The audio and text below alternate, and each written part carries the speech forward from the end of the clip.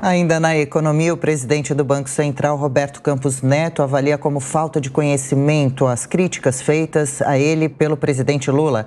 Reportagem de Letícia Miyamoto. Os 2 anos de autonomia do Banco Central levantou diferentes pontos de vista sobre o tema. O presidente da Autoridade Monetária, Roberto Campos Neto, e o presidente Luiz Inácio Lula da Silva têm travado embate sobre a taxa básica de juros no país, fixada em 13,75% ao ano pelo Comitê de Política Monetária. O chefe de governo considera que o juro alto prejudica a retomada da atividade econômica. Por outro lado, Campos Neto avalia a necessidade de reformas estruturais. Eu tenho uma dívida mais alta, eu tenho juros que tem que ficar mais alto, porque senão eu gero inflação, de acordo com os economistas, e eu tenho um crescimento estrutural mais baixo.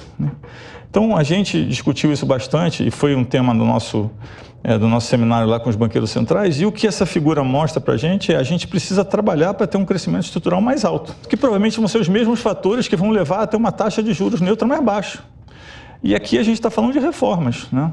E a gente já fez várias reformas, mas a gente precisa continuar avançando nesse tema. Campos Neto também reagiu às críticas do presidente e afirmou que a posição demonstra falta de conhecimento em relação às regras da autonomia da autoridade monetária. Eu confesso que depois de ter subido os juros no ano eleitoral, na forma como a gente subiu, né, para garantir que um novo mandato, independente de quem ganhasse, fosse um mandato onde a inflação seria mais comportada, eu confesso que imaginei que isso fosse ser reconhecido. Né? A personificação de uma pessoa demonstra falta de conhecimento no processo que foi instalado e vamos dizer assim, nesse amadurecimento institucional que o Banco Central vem passando. Né? Então, mas eu acho que isso vai, ao longo do tempo, ficando mais claro para a sociedade e para o Executivo. Durante o seminário, o presidente do Senado, Rodrigo Pacheco, defendeu a autonomia do Banco Central e afirmou que a economia brasileira tem todos os elementos para reduzir os juros. Para Pacheco, a Selic atual impede a política social do governo Lula.